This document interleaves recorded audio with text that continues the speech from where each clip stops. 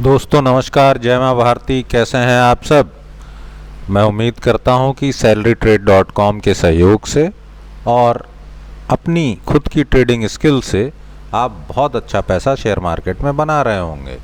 दोस्तों ज़्यादातर मैं कोशिश करता हूं कि महीने में 2-4 अच्छे स्टॉक्स आपको दे पाऊं, जिससे कि आप उसमें प्रॉपर इन्वेस्टमेंट कर पाएँ। जनरली वीक में मैं एक स्टॉक ही फाइंड आउट करता हूं, लेकिन इस बार 2 बहुत अच्छे स्टॉक बहुत अच्छे लेवल पे मेरे को मिले। इस वजह से मैं इस बार 2 स्टॉक्स आपके साथ शेयर करना चाहूँगा। So I Chandrakant Gupta welcome all of you. These 2 stocks, one is of the Mahindra Group company and another is called Federal Mogul. I will discuss both of them and we will try to know कि ये jackpot stocks कैसे हो सकते हैं। और इस बात को दोस्तों बहुत अच्छे से समझ लेना और जान लेना कि ये जैकपॉट स्टॉक्स क्यों हो सकते हैं, क्या क्या कारण है, क्या क्या रीजंस हैं जिनकी वजह से ये एक बहुत बढ़िया बेनिफिट, बहुत अच्छा प्रॉफिट दे सकते हैं। आप जब इन रीजंस को जानेंगे तभी ही आप इन जैकपॉट स्टॉक्स को राइड कर पाएंगे। So friends, hope you understand what I mean. Without knowing, you will have the jackpot, even then you will not able to get the benefits of it.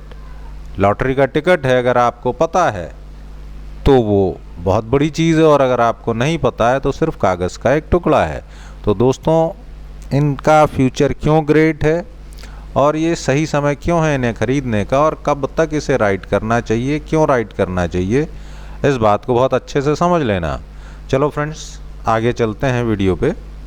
ये हमारा disclaimer है जिसमें हम ये कहते हैं कि जिन कारणों को, जिन रीज़न्स को हम बताते हैं जिसकी वजह से ये स्टॉक अच्छी ग्रोथ दे सकता है, उनको समझना, उन पे अपनी एनालिसिस करना और उसके बाद ही निवेश करना, और उस निवेश करने के बाद उस निवेश के जिम्मेदार भी खुद होना, यही इस डिस्क्लेमर में लिखा हुआ है। चलो फ्रेंड्स, हमेशा की तरह हम कैसे किसी स्टॉक को एनालाइज करते हैं और कैसे ये समझ पाते हैं कि ये एक अच्छे और बेहतर रिटर्न दे सकता है और ये एक जैक स्पॉट साबित हो सकता है। इसके 3 बेसिक कारण होते हैं, बेसिक चीज़ें देखी जाती हैं हमेशा की तरह। बिजनेस एंड फ्यूचर पोटेंशियल, क्या उस कंपनी का अच्छा है, उस कंपनी की फाइनेंशियल परफॉर्मेंस कैसी है, और टेक्निकली वो किस लेवल पर है जहाँ से वो एक अच्छी ग्रोथ देगा। तो आज हम इन दोनों कंपनियों को डिस्कस करेंगे, लेकिन आज हम बिकॉज़ हम ये जानना चाहेंगे कि क्या ये जैकपॉट हो सकते हैं, इसके लिए हम थोड़ा सा उल्टा चलेंगे। हम पहले एक टेक्निकल व्यू लेंगे और उसके बाद बिजनेस एंड फाइनेंशियल परफॉर्मेंस को देखेंगे। तो दोस्तों, ये महिंद्रा ईपीसी का टेक्निकल चार्ट है। अगर आप इस चार्ट को देखें, ये डेली चार्ट है फ्रेंड्स, जिसमें ये स्टॉक अपने कोरोना काल के लो से बहुत तेज़ी से इसने अपमूव लिया, और इवन ये यहाँ कहीं पैदा हुआ था, ये स्टॉक यहाँ कहीं आईपीओ इसका आया होगा मार्च में, कोरोना काल में के जस्ट पहले आया था। उसके बाद बहुत बड़ा फॉल इसमें आया और उसके बाद इसने एक तेज़ से अपमूव बनाया, और वो अपमूव इतना तेज़ था कि इसने अपने आईपीओ के लेवल को भी, आईपीओ जिस लेवल पे लॉन्च हुआ होगा उससे भी ऊपर निकल गया। So this is the brief history. अगर अभी आप देखेंगे तो ये एक रेंज में फंसा हुआ है। इस रेंज में ये इसकी अपर रेंज है और ये इसकी लोअर रेंज है। लोअर रेंज से टकरा के ये ऊपर जाता है और उसके बाद फिर ये नीचे आ जाता है। इस चीज़ को बहुत अच्छे से आप समझ लेना कि जब भी ये स्टॉक अपने अपर लेवल पर जाता है तो अपर लेवल की इस लाइन को, जहाँ से ये रिवर्सल ले रहा है, बार बार उसे कमज़ोर करके नीचे की तरफ आ रहा है।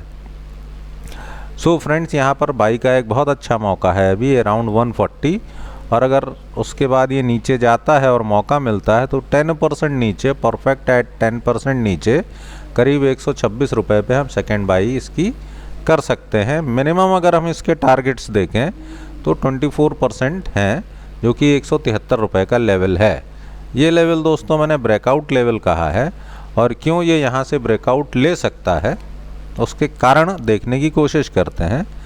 अगर ये स्टॉक यहाँ से ब्रेकआउट लेता है तो एक बहुत तेज अप मूव दिखा सकता है। इसके क्या कारण हो सकते हैं, लेट अस सी। अगर आप देखेंगे तो ये स्टॉक इन जगहों पर 1 2 3 4 5 बार 5 जगह इस लेवल से रिवर्सल दे चुका है। अगर आप नीचे फ्रेंड्स वॉल्यूम्स के बार देखेंगे तो ये जो बड़े बड़े वॉल्यूम्स के बार्स आप देख रहे हैं, ये रिटेलर के बस के तो होते नहीं हैं। ये बड़े प्लेयर्स इसमें एंटर कर रहे होते हैं जिनके ये फुटप्रिंट्स हैं, आप इन्हें देख सकते हैं। इवन कोरोना काल के लो से भी जब ये ऊपर जाना शुरू हुआ था तो ये बड़े बड़े वॉल्यूम के बार्स थे, जो इस बात को बताते हैं कि कहीं ना कहीं एक पूरे इस जोन में बड़े प्लेयर्स बड़ी मात्रा में इसको एक्यूमुलेट कर रहे हैं। अब फ्रेंड्स ये जानना बहुत ज़रूरी है कि ये ब्रेकआउट क्यों हो सकता है। इसको देखने के लिए, इसको जांचने के लिए हम इस कंपनी के फाइनेंशियल्स को देखेंगे।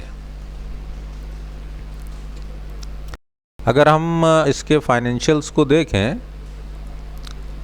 तो आप ये देखेंगे दोस्तों, ये महिंद्रा ग्रुप की कंपनी है, महिंद्रा ईपीसी इरिगेशन लिमिटेड,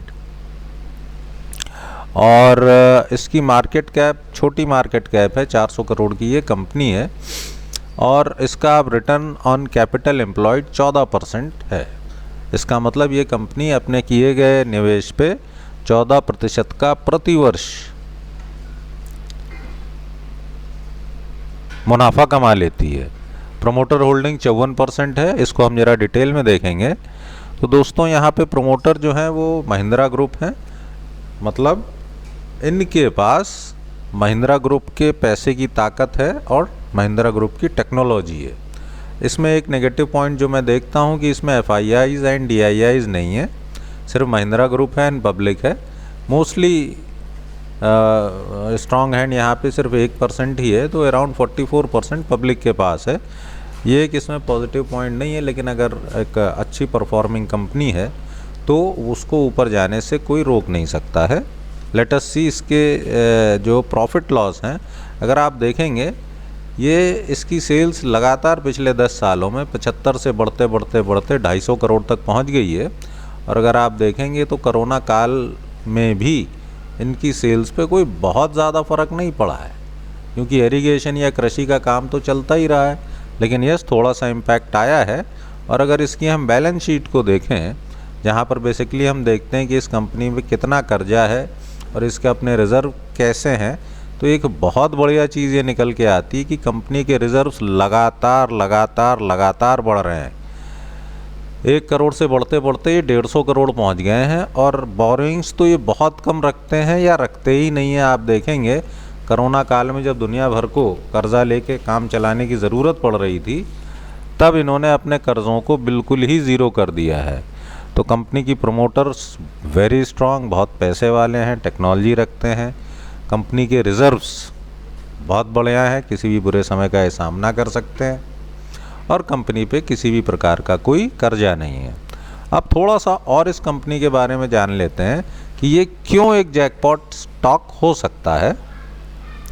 तो अगर आप देखेंगे तो ये इनकी वेबसाइट है महिंद्रा ग्रुप की, ईपीसी की। बेसिकली एक ये कंसेप्ट कंपनी है जहाँ पर ये कहते हैं कि irrigation technology brings prosperity to farmers.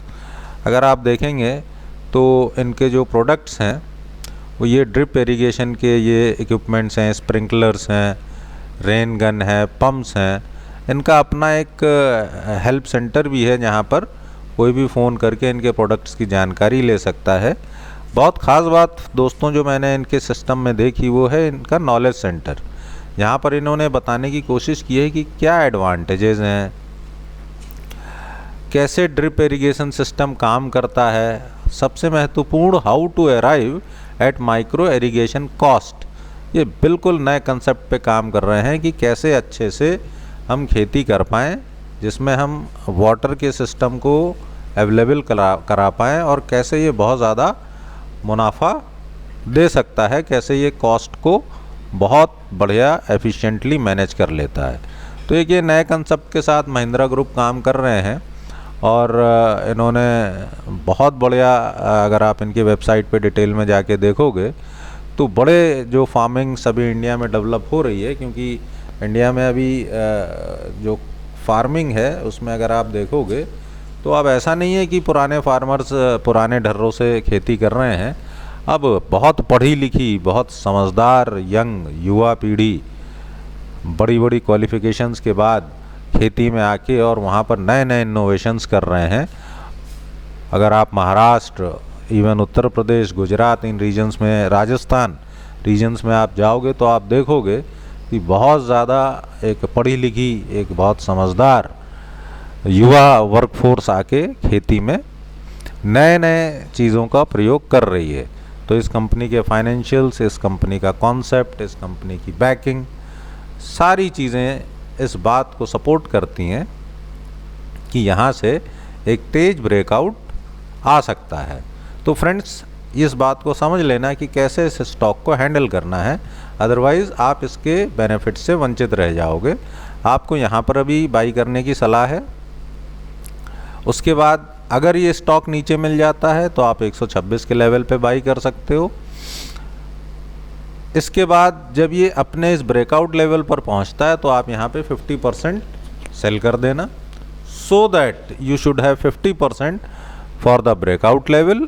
अगर ये वापस नीचे की तरफ जाता है सो नो प्रॉब्लम, लेकिन अगर ये ब्रेकआउट करके अपने इस ब्रेकआउट लेवल तक चला जाता है तो दोस्तों इस लेवल पर आने के बाद वीकर हैंड्स को निकालने के लिए ये वापस इस लेवल पर आएगा ज़रूर।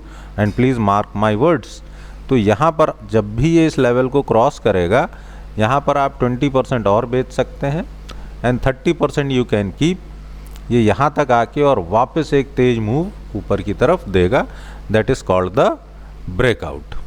अगर आप इसका एग्जाम्पल ही देखना चाहते हैं तो मैंने अपने चैनल पे पहले भी बहुत सारे अच्छे स्टॉक्स बताए हुए थे, आपको मैं एक दो एग्जाम्पल्स बता देता हूँ।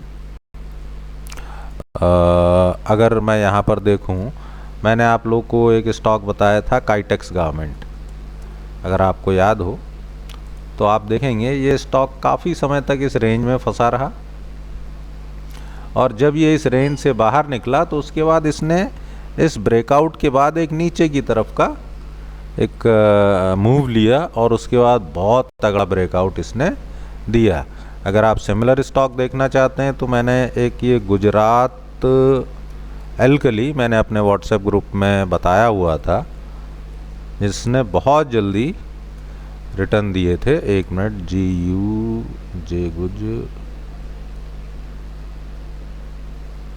ये है गुजरात एल्कलीज। इसका स्टॉक आप देख सकते हैं, आप बहुत अच्छे से देख पाएंगे कि ये स्टॉक जब मैंने आपको बताया था तो इसी प्रकार ये इस रेंज में ही घूम रहा था जैसा कि अभी ये घूम रहा है।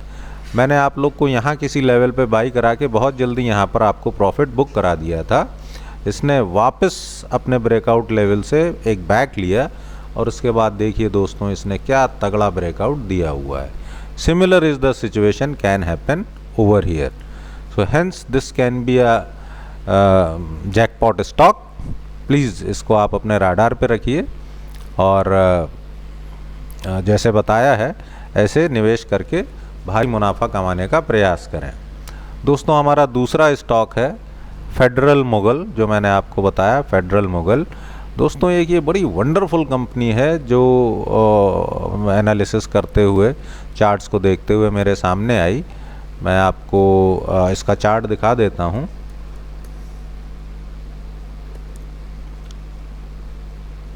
FED।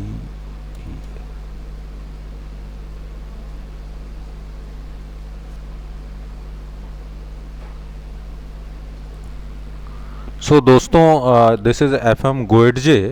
ये एक ऑटो स्पेयर पार्ट्स बनाने की जर्मनी की बहुत बढ़िया कंपनी है। दोस्तों, इसके चार्ट को ज़रा हम देखें तो सबसे ख़ास बात यह है कि इसमें जो वॉल्यूम्स इस समय मुझे दिखाई दे रहे हैं, आप लोग भी देख सकते होंगे, ऐसे वॉल्यूम्स पहले बिल्कुल नहीं देखे गए हैं।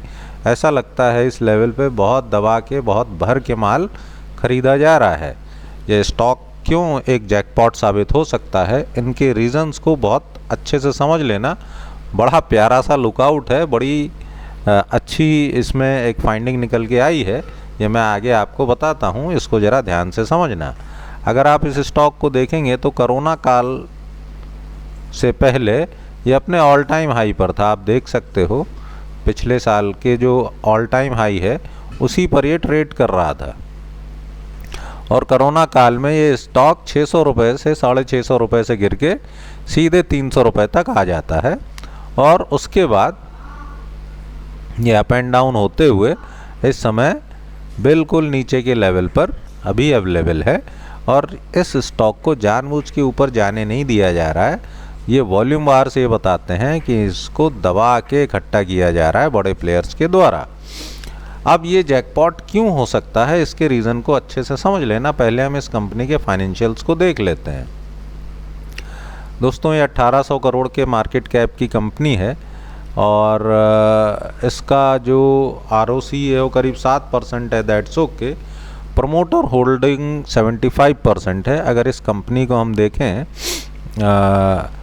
तो इसकी वेबसाइट अगर आप देखेंगे तो इनकी ये वेबसाइट है, they are the manufacturers of world class piston rings, centered part and cylinder liner covering a wide range of applications including two-wheelers, three-wheelers, cars, SUVs, tractors, light commercial vehicles, heavy vehicles।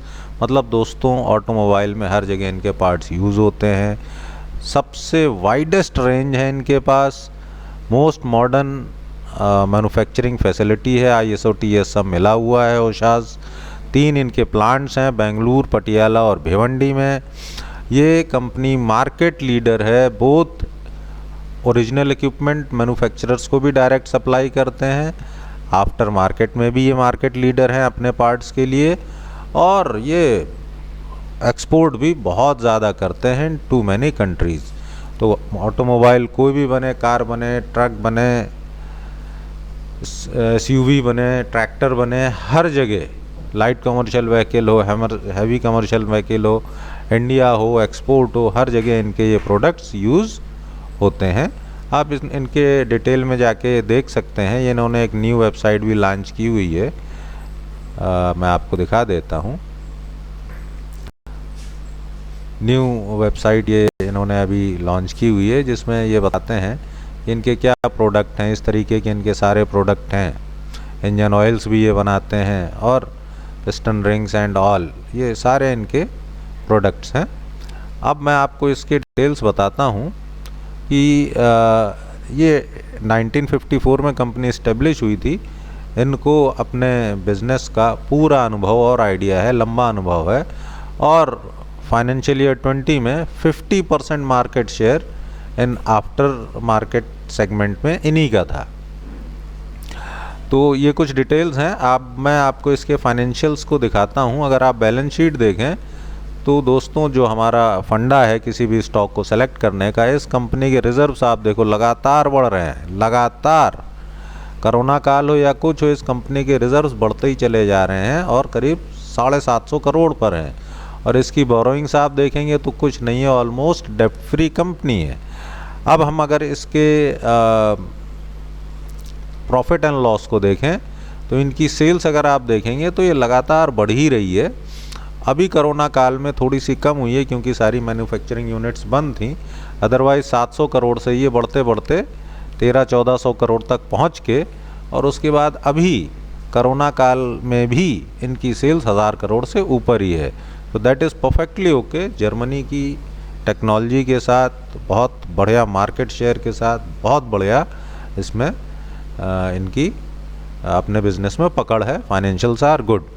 अब आपको एक ख़ास चीज़ बताता हूँ। अगर आप इसके investors देखें दोस्तों, तो जो इसमें प्रमोटर्स हैं, अगर आप गौर से देखेंगे तो प्रमोटर के पास 75% स्टेक था, जो कि इन्होंने भाई साहब 2020 में बढ़ा के 96% कर लिया, और पूरे 2020 में इन्होंने अपने स्टेक को 20% यहाँ से 20% जो ऐड किया था, इन्होंने मार्च 2021 में ऑफलोड करके वापस 75% कर दिया दोस्तों। क्योंकि हुआ क्या है कि गवर्नमेंट का नॉर्म है कि कोई भी प्रमोटर 75% से ज़्यादा स्टेक नहीं रख सकता है।